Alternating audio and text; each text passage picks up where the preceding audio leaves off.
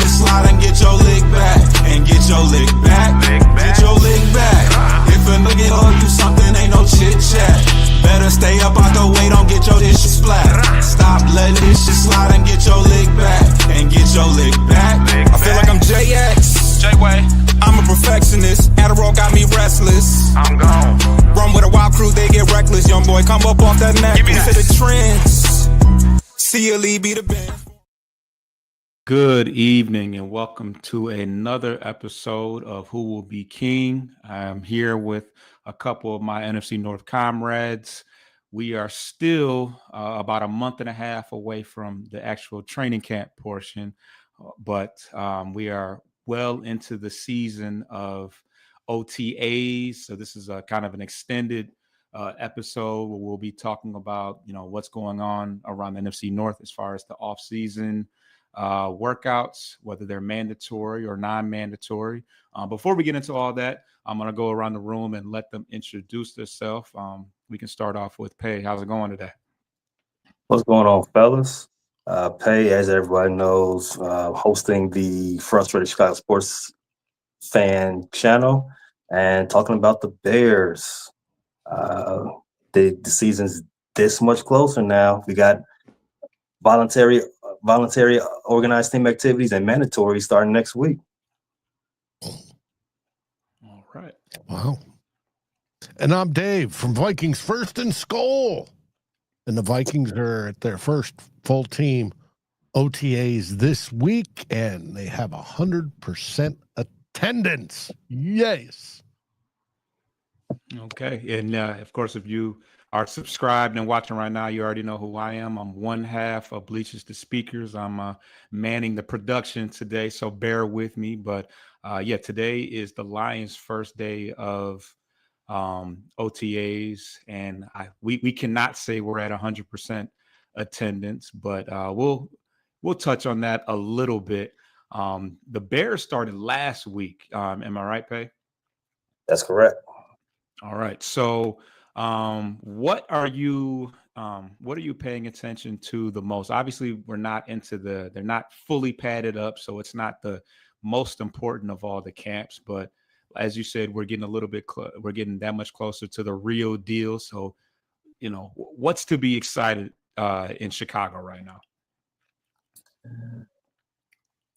You said excited? I'm sure you got something going on that's exciting. No, what? Or to worry about, or anything. So what we got going on right now is we wanted to see a good turnout, right, for the voluntary stuff. You would set that tone, especially with a pretty much massive overhaul in who's calling shots up there for the team. We didn't get quite a bit of 100, but everybody that's not present is more so due to nursing and injury. So their absence is noted on the field only, but they are still getting treatment. So we're not necessarily looking sideways at TJ Edwards or the second round draft pick Luther and some other guys, Kyler Gordon, who's now the highest paid, what do you call him, highest paid nickel in the league, or was it highest paid nickel ever? One of the two, some arbitrary thing that they released when he signed. But those guys are all nursing some type of soft tissue injury, so they're not there. However, everybody else, the veterans that you want to show up to set a tone, Montez Sweat, Jalen Johnson, and all the rest, Caleb Williams, they're all in the building. All right. And Dave, what you guys got going on in Viking land? Well, it's we're in our second day, just concluded it today, of the first full team OTAs. There's, like I said, 100% participation. However, we do have a couple of injured that are recovering still, but they were there. Christian Darisaw is one of them, and Will Freeze, our new right guard, is another. They are in the rehab, or on the rehab field portion of it, and they're doing their things. But it's the first time we've seen Justin Jefferson at these OTAs in 3 years. He's the last two, he's volunteered to take them off because he's had other things going. This year, he felt the importance of being there, of being a leader there, and of getting those reps with J.J. McCarthy. And it's turned out so far pretty cool. We get to see the highlight films and get everybody excited, and as well they should be. Absolutely. And as far as what's going on in Detroit, our first day was today, so there's a lot of that news hasn't quite got out to the press, but there's definitely some things going on that we're keeping an eye on. One being that we have obviously a bunch of new coordinators that need to get acclimated to the players. Obviously, Shepard he's not new to the Lions, but he's new to that particular role. So that's definitely something to keep an eye on. Obviously, we got a couple guards that a couple brand new, well, not a couple, well, a couple guys that are competing for jobs at the guard position. So Christian Mahogany, Graham Glasgow, who played a lot last year, but obviously we used our second round pick to draft a guard out of Georgia. So we definitely want to see how that will progress. Also, Aiden Hutchinson was officially cleared for full action, so that's exciting. That's something that we have been, waiting to hear for quite some time as well. And outside of that, the backup quarterback position, we brought in Tim Allen to assist Hendon Hooker with preparation to be the full-time, foolproof backup quarterback. Obviously, the starting quarterback is solidified at this point. So, yeah, Tim Allen. this is his. Tim the Tool Man, the comedian. Is it Tim Allen? That might be. I might have got the name wrong. What's his name? It's I something heard. else. Right. I don't know, but that's you hear. It sounded Tim right. Allen, it could be. Right. What's his name? You It's got to something look it Allen. up because I don't know. It is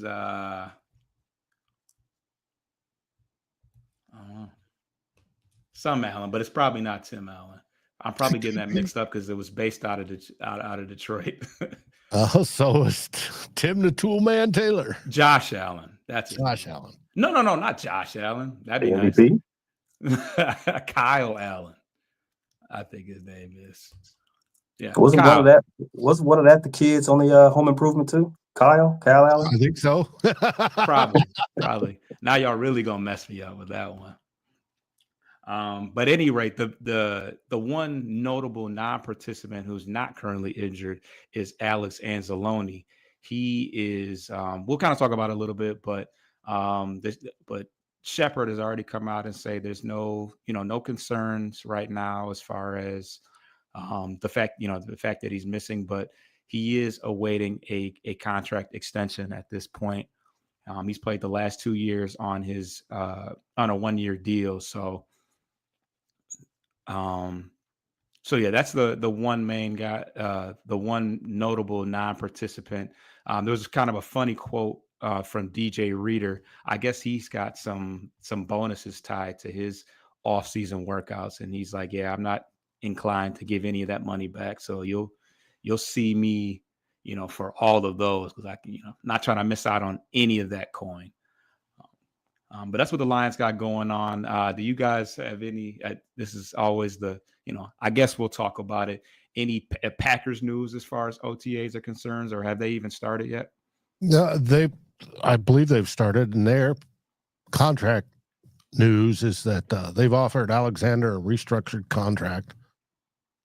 We'll see how that goes. The deal is not finalized, and there's that's basically about it from what I'm hearing, but we'll see. There's no big change. We don't get a whole lot of cheesehead TV, and nor would we want to watch it for that matter. But it's, the Packers are the Packers. They're gonna do what they're gonna do. I did see one clip where Jordan Love completed a pass in OTAs. Whoa, whoopee. Big deal. I can show you clips of JJ McCarthy completing passes in OTAs and Caleb Williams completing passes in OTAs. And I'm sure Jared Goff has completed a few passes as well during the OTAs. Absolutely. But let's get to the break and then see what we got going on the other end of that.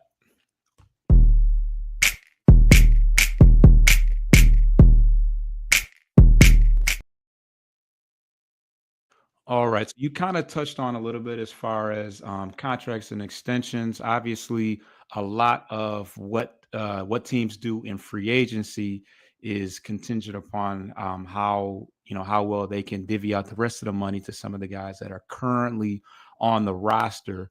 Um, but as far as the Vikings are concerned, are there any players that are up for any extensions, or are there any possible holdouts or any controversy as far as extensions with current players? Negative. We have everybody signed, everybody happy. We're under the cap. We have a few extra dollars to go along with it. And the only rumor that's floating out there is that we're one of the primary options to trade for Jalen Ramsey. And we're going to talk about that tonight on the Real Forno show, because that popped in the news yesterday. Now, Jalen Ramsey's going to cost a chunk of change because he's a good cornerback. Now, would I want to see him on the Vikings? Oh, heck yes. Even though he's going to be 31, he's one of the best corners in the league.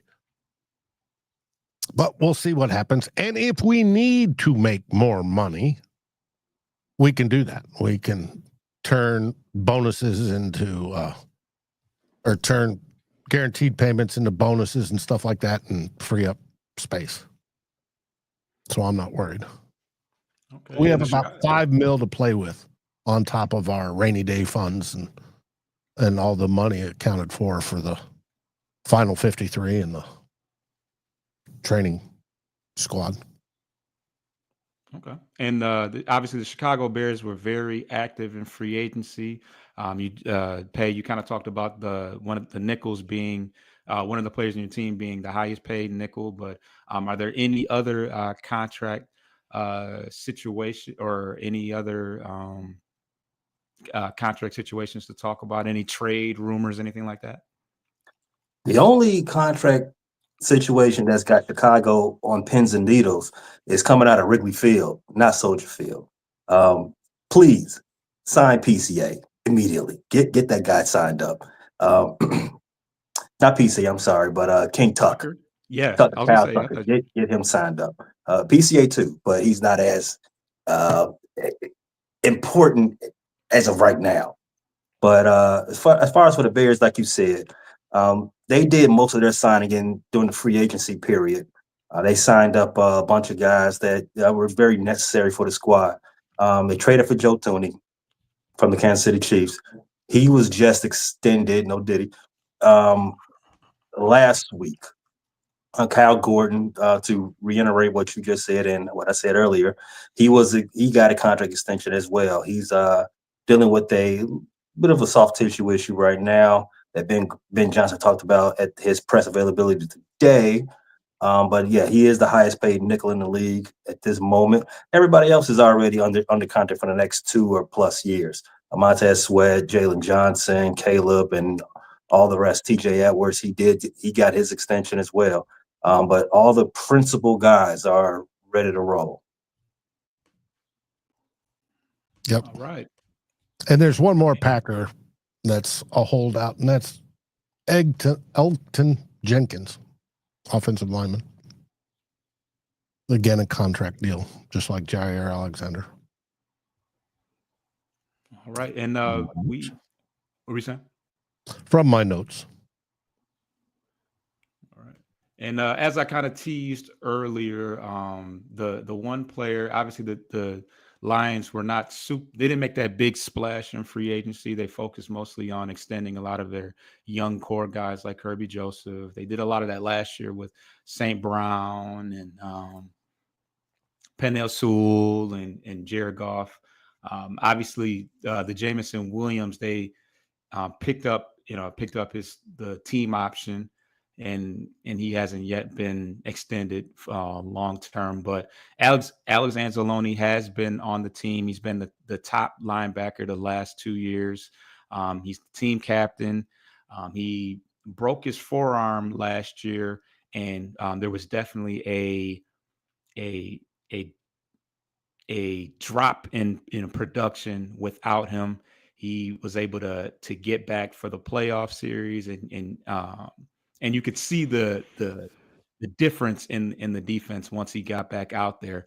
But he is a little, he's later in his career. I think you said somebody was 31 years old. Alex Anzalone is also 31 years of age, but from 2021 to 2023, he has increased his tackle totals, his tackle high totals, within those years, and he's made some statements out there on social media, some cryptic tweets. He retweeted Trey Hendrickson, who's also looking for extension as well. So he's definitely pushing to get a deal done. We know that everybody, is not able to, everybody's not going to be able to be happy when it's all said and done. Somebody has to be a casualty to, the cap space that we have. So we'll see how that progresses. One thing that just came up not too long ago was the signing of Zach Cunningham, who is a former, I think he's made the Pro Bowl at least, but he's a veteran linebacker. He's a former second round pick out of Vanderbilt. He's a few years removed from his prime years, and we all know how quickly that it can go from you being on top of the world to you just being a rotational guy. But some believe that the signing of Cunningham is writing on the wall that he could be the replacement for Anzalone. He is a little bit younger. Well, no, actually he's 30 years old, so not really a whole lot younger than him. But yeah, some feel that was a direct direct reaction, to the contract situation with Anzalone. But could be speculation. I don't really know at this point. At this point in time, I think that Alex Anzalone has proved that he's a better player than Cunningham. So that may just be some smoke, but we will see as far as that is concerned. Could it be just depth piece for Cunningham? And Anzalone to me always seemed like, if not the heart or the soul, at least an informal leader of the defense. Absolutely. And obviously, him and Campbell go way back. He played with Campbell when Campbell was in New Orleans, and he's the team captain. And yeah, he definitely was the emotional leader. There was a vast improvement. I want to say that last Vikings game was the first game back for him. And he was the leading tackler in that Washington Commanders game, albeit a disaster of a game. But he was one of the few healthy, top-notch guys still remaining when all the smoke cleared at the end of the year, and had to bounce back from a broken forearm and wear the soft cast for the last game as well. So it's a guy that we would hate to see go, but everybody can't play. I'm reading that you've got 5 of your 7 draft picks under contract. Are the 2 that are remaining out there at OTAs? That's a good question. I tried to see if I could find the non-participants, and I was not able to see who wasn't active. They made it a point to let it be known that Anzalone wasn't a participant, but I don't know who else is on that list. Okay. Now, just because it's a rookie contract and it's not signed doesn't necessarily mean anything. It could be they're still hashing out details, and the players themselves have insurance policies so they can be out on the field. But if they're not out on the field, then there's a problem. And I think you would have probably mentioned it when they had the rookie mini camp here a couple of weeks ago, if that was the case. Right. Yeah.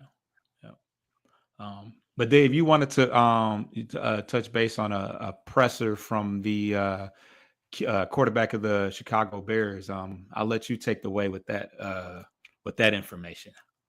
Yeah, today I watched the clip, and I know Pay probably has not yet seen it, but Caleb Williams gave a presser to the local media's media day for the Bears OTAs, just like it was for the Vikings, where he absolutely, what we used to call in the business, tap danced. He talked about meeting with the Minnesota Vikings and Kevin O'Connell and what a great visit it was. But then he went to the Chicago Bears the following day. And yes, he thought all those thoughts that were reported about it's the place where quarterbacks go to die. It's, the Vikings are a much better fit, all this blah, blah, blah. But he said those were just thoughts, and they were reported as true, but those were thoughts. Then I got to Hallis Hall, and I got to meet everybody. And I thought, well, this is the place I want to be. I want to change Chicago's history. I want to be the guy that becomes the first truly successful quarterback. Yada, yada, yada, yada, tappity, tap, tap, tap. And he didn't say it with a whole lot of conviction, but he did say it. And I thought it was, pretty good, cover for him. That's why I was wondering if Pay had watched it. I have not seen it, so I can't judge his contrition on it, Dave. However, there is one thing that you are happy that he did with that. He addressed it and put it to bed. And I do want to correct. Carl, not Caleb, said Chicago's where quarterbacks go to die. A lot of what was quoted in that book came from Carl, not Caleb. Caleb did have I would say a professional fascination with Kevin O'Connell, which is just fine. And Caleb, from what I read in the athletic piece about it, he said, yeah, this is what I like what the Vikings had presented towards me. Can the Chicago say, you know what? And he was convinced that this is where he wanted to be. I don't know if that was before or after Ryan Poles told him, look, we're drafting you no matter what. So whatever you and your daddy are thinking about, you have to play it. You got to play that as a Chicago Bear draftee. I'm not certain when he had that epiphany about being the guy in Chicago, but as long as he knows he is the guy now, is all that matters. At least 15 minutes before the presser today, he did. Well, yeah, I'm pretty sure. I'm pretty sure he got his PR team together, and they went over what needs to be said in this, that, and the third, which is why the Bears had held him out. They didn't make him available for the last, what's been 2 weeks now. Mm-hmm. So he's now available to address it, which is a week after Ben Johnson addressed it, which is I'm happy Ben Johnson did it, because the previous coaching regime, they would have never addressed this. They would have said it's an internal issue, and they just kicked it down the street, or put it underneath swept it under the rug. That's the idiom I was looking for, at which the Chicago media is not going to let you live down. They are going to keep biting at that. So you need to address it head on and then get rid of it. So which, kudos to Ben and kudos to Caleb. Get out in front of it. Say what you got to say. I can't judge the contrition yet. Like I said, I ain't seen it yet. But I'm happy they addressed it, get none of it, and let's get back to work. Hey, I found it interesting, and I watched it, and I thought it was pretty cool. Of course, I watched my quarterback's presser today, And JJ McCarthy is ready to take over. And he was talking about how on the first play from scrimmage, 7-on-7s, Brian Flores sent a corner blitz at him. And he goes, and I just love our defense. I love going against B-Flow. I love Harrison Smith. And he talked about how Harrison has seen it all and does things to mess with your mind. And he was asked specifically, well, what does Harrison do? And he goes, I don't want to rat on him, but some of the things he does is he'll put his head and his eyes one direction, but you can see his body sort of leaning the other. You got to spot those little clues to where he's going. Otherwise, he's going to mess with your head all day. But he was enthusiastic. Throwing the ball to Justin Jefferson was a thing of beauty. All the receivers, including TJ Hawkinson, it was a beautiful thing. And Minnesota Vikings fans are all pumped up because the age of JJ McCarthy is upon us. It was sweet. In a wonderful era that shall be. That's right. Let's take our last break, and we're going to talk power rankings after that.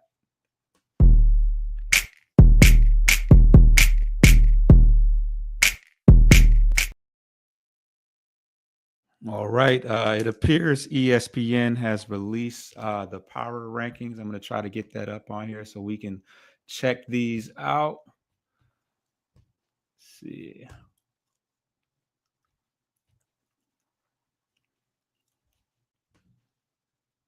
Are we able? There we go.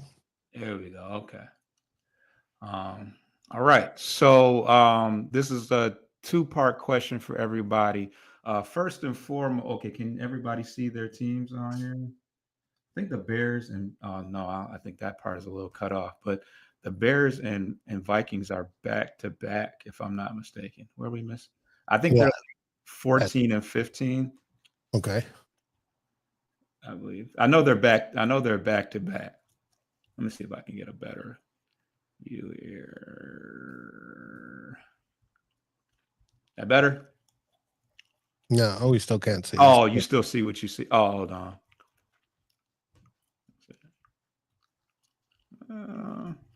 But we'll take your word for it. 13 or 14 and 15. Let me confirm that. 15 and 16. Vikings 15 and Bears 16. And then everything else.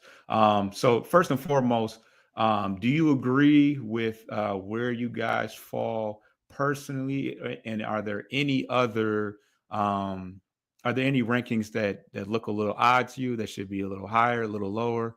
What are your thoughts? I will start with Pay. Well, let's read off the top 16 first. So we've got, and it's hard for me to see this a little bit. We've got the Eagles at number one, respectfully. They're defending Super Bowl champs, so that's to be expected. Kansas City Chiefs, they're following number two. Baltimore Ravens at 3. Lions, first NFC North team to make their appearance. They're number 4, followed by the Bills, Commanders, Bengals, Packers, Chargers, and Rams to close out the top 10. You got the Niners, Broncos, Texans, and it's Bucks, Vikings, Bears. Okay, and that's your top 16. Yeah. It's top 16. Yeah. So, I do a lot of gambling. So, I've seen these the odds for most of the teams, and I've made some wagers. I think the Bears and Vikings. I think the Vikings were plus 3,000 to win the Super Bowl.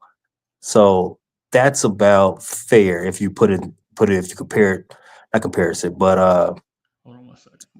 If you want to put a side by side between odds and power rankings, I want to say that's about fair. So as far as where the Bears sit, if you're telling me the Bears are top 16 right now, I'm cool with that. The Bears didn't have they had a sparkling offseason, fantastic offseason. So there's much to improve on. So if you had said bottom third, I'd have had something. I'd have had a fit. But halfway point, this is about teetering on a playoff spot for the Bears. So that's about where I see them right now. You know, everything before, this is again right out a few days, 48 hours after Memorial Day. Mhm. Positive. You every team is going to have pretty much have a positive outlook on what they got going on, right? So if the power rankings are an indication of the optimism and everything you've done in the off season and whatever, I guess, springboard you're going to use from the prior season, or in the Bears case, forgetting the prior season, Right. I am cautious. I am pretty okay with being a number 16.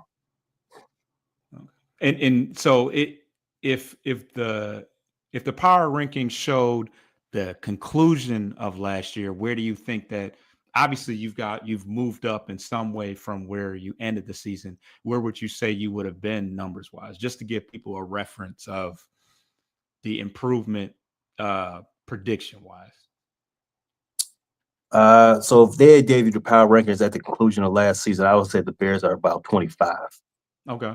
So about about 9 spots up. Okay. Any other um, rankings surprise you as far as being too high or too low on here? Oh, easily. We can start with number 2, Kansas City Chiefs, too high. And they're there because, A, they do have the quarterback. They have, the guy that everybody's fighting to, trying to catch, even though I don't think he's the best quarterback in the league as of right now. But he's still that guy. Until you beat him, until one of the actual top quarterbacks with Joe Burrow, Lamar Jackson, Josh Allen ran an MVP, until they can actually beat him, they still got to see him at the top of the power ranking. So I respect it, even though I don't believe that team should be anywhere near the top 5. That's the one that jumped off this page to me initially when I was reading down that list. Okay, Dave. Touch a little bit on your team's ranking and anything that jumps out at you. We're too high. We should be down there near the bottom. Okay, down near the bottom. Yeah, that's typically how national press treats us, and we use it for motivation. Now, do I believe that in my heart that's where we are? Hell no. I believe we're better than the Packers. Now, but the only thing that's keeping us down is that we have J.J. McCarthy starting, and the national press does not know J.J. McCarthy. So until that happens, we're going to stay right where we are, which is fine. We're, like I said, a few shows ago, we're the only team that in the NFC North that was getting heavy betting leverage on the over, where everybody else was getting on the under. It is what it is. I mean, do I think the Packers are number 8? Maybe, sort of, but probably a little bit lower because they haven't. What have they done? I mean, they had a good season last year. So did we. So did the Lions. Heck, the Bears started off well and beat the Packers twice. It's something. Now, do I think the 49ers should be at 11? They gave up the farm this year. I don't know. Now, they were doing some moves, but it's all unproven. Rams are good. Chargers should be decent. Bengals have an offense, but do they have a defense?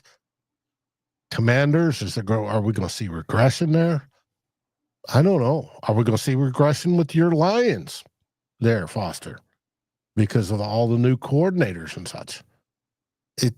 There's big question marks, but as a starting point, I can live with this. Yeah. Can we just cut the crap? Can we just national media people that keep overrating the Packers? Can we just agree to cut the crap? Right. Yeah. No. Yeah. I think part of it's market based. Where the Cowboys ranked? Oh no! I get the Cowboys. I understand. Listen. You peek behind the curtain. Wizard of Oz time. We're doing content. right? I understand you guys who play to your audience. You got to play to the sometimes the lowest common denominator, i.e., Cowboy fans. I get it. I understand it thoroughly. However, the Packers ain't a media darling. The Green Bay is not a large media market. The Packers are not even they're not even top 5 biggest fan bases. When you put all the metrics together, there is no reason to glaze this football team. Enough.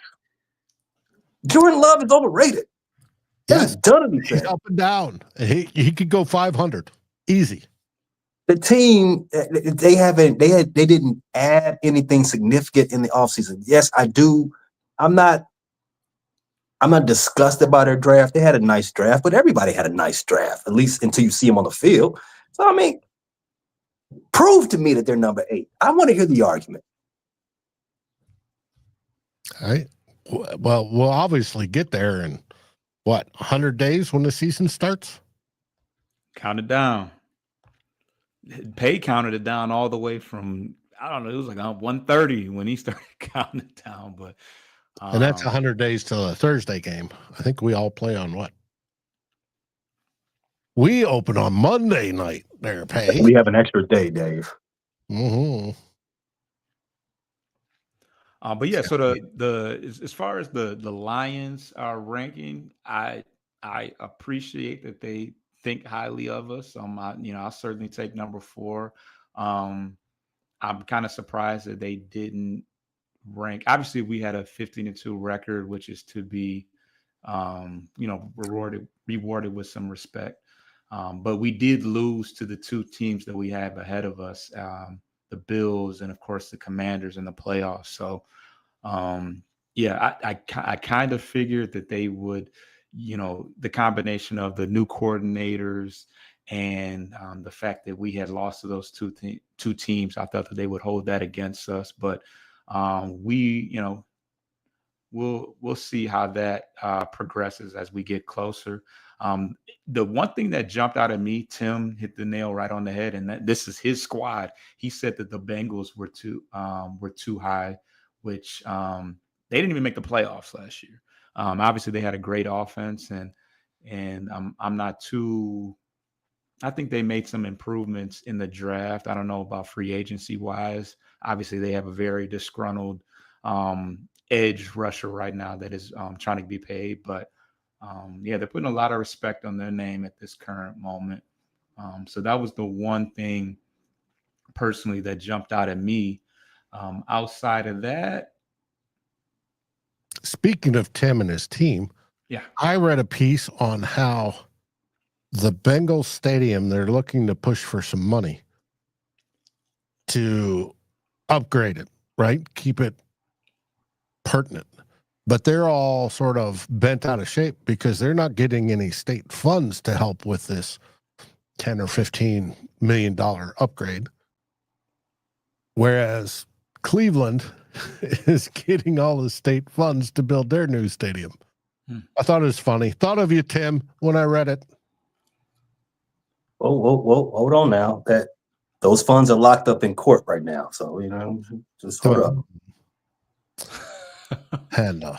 And speaking from somebody who knows stadium drama, Pay. Well, yeah, but their drama up there in Cleveland, Ohio is a little unique, right? They've been what's the word? Well, what's the phrase? Twice burned, once spurned, or something, scorned, something like that. I don't know. Yeah. But when you steal a team in the middle of the night and you move them to Baltimore, they've the legislation in Cleveland has decided that you have to ask special permission to move the team outside of city limits, and Cleveland wants to move outside of city limits. So there's what they got going on is in the courts right now. So whatever funds they got, it's sitting right there, not to be touched until we get that figured out. I didn't realize that about outside city limits, and that the new stadium is probably in one of the burbs. So it's about I think I've heard it's like 25 miles or minutes. I'm not too sure, but it's not inside of Cleveland. And the way the law was written is that if the city has to agree to let the Browns leave again, even though they're not technically leaving the metropolitan area, but the way the laws are, the way the laws are written, that listen, you can't not Jim Irsay, I'm sorry, rest in peace, but I'm forgetting the owner of the Browns right now. You can't just up and leave without it all being okayed. So they got to once they figure that out, I'm assuming the Browns will be on their way, and then they'll figure out what they got to do for Cincinnati from that point on. Yeah, it's the Flying J owner, isn't it? Say it again. The Flying J owner. Oh yeah, that's him. Mm-hmm. I keep saying Irsay. I don't know why. But it's Haslam. it's an interesting deal. Haslam. Because when the Vikings were threatening to move before we got our stadium, one of the options was to the burbs. And the city was like, you won't get the hotel taxes and stuff like that if you do that. You got to stay in the city. And so they just built it on the Metrodome site and did it that way. But I can understand Cleveland. Hey, Cleveland got a raw deal when the Browns left to go to Baltimore. They got screwed. Now, understandably, Baltimore got screwed when the Colts got moved via midnight Mayflower truck to Indianapolis. Mayflower truck. What? That's what it was. Mayflower was the moving company. And I can understand them being protective of the team. And I mean, even when the Browns moved the first time, they sued the NFL to keep the name the Cleveland Browns. And so thus Baltimore became the Ravens. I can see how they're a little bit touchy on the city is a little bit touchy on the team trying to move to the burbs versus staying in the city. But the city should bend over backwards to say, hey, we've seen the big, beautiful stadium, seen the plans. How much land do you need? Let's do that. Yep. And as we wrap things up, what do you guys, we go around and tell the people where they can find you and what you guys have going on your respective channels. Dave? Well, you can find me on Vikings First and Skol YouTube and Vikings First and Skol on any podcast aggregator. Plus, over at Fans First Sports Network, who we partner with, you can find our writings under the Vikings tab. And over on Facebook, we have a Vikings First and Skol group there as well. Tonight, we have Tyler Fornes and the Real Forno Show. And like I said, we're going to be talking about the trade rumor that the number one prospect to get Jalen Ramsey, if the Dolphins give him up, and this will probably happen after June 1st due to the money issues involved. Will it be the Vikings, and what it would look like to add a 30, soon to be 31-year-old corner, but a 7-time Pro Bowler and a 3-time All-Pro to our defensive backfield? It's going to be interesting to see. And then, of course, this weekend we'll have 2 old bloggers.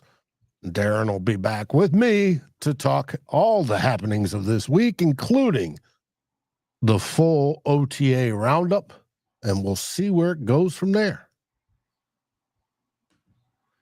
All right, Pay, what you guys got going over on the Frustrated? What the name is that? Frustrated, pissed off, disgruntled Chicago Sports Fan Channel. Yes. At FCSF, Frustrated Chicago Sports Fan Channel, located anywhere you get your podcasts, Apple Podcasts, Spotify, CastBox, Amazon Music, Pandora, and all the rest. Also available on YouTube. We will have a wrap up of the Bears minicamp when that is a final next week, but as of right now, it's baseball season and a little bit of basketball season. So we got those episodes coming out to you on the bi-weekly, well, not bi-weekly, but every other day to cover each of those squads. But never a dull moment on that side. Check us out anywhere you get your podcast. Run those downloads up for me: Spotify, Apple Podcasts, Amazon Music, Pandora, and all the rest. You got to remember, Pay's got the Pope on his side. That's right. The Father, the Son, and the Bears. I don't think that's anyway. But yeah, as far as what we have going on over the bleachers, the speakers. Obviously, me and Coach do a Sunday show every week to cover the Detroit Tigers, who are currently in first place. We just swept the San Francisco Giants, which was a nice bounce back from the Cleveland Guardians series at home. And in addition to that, we'll be starting our NBA draft prospect profiles real soon. And yeah, we do the Central Division show every Monday with Pay and the guys as we cover the NBA playoffs and all that good stuff. Go Wolves. And the Wolves hanging on. They trying to, make it a series, but the last game losing it. But yeah, it's 3-1, right? Or it's 3-1. Yeah, and they only lost the last game by a basket at the end. That was it. But the Thunder are the best team in basketball.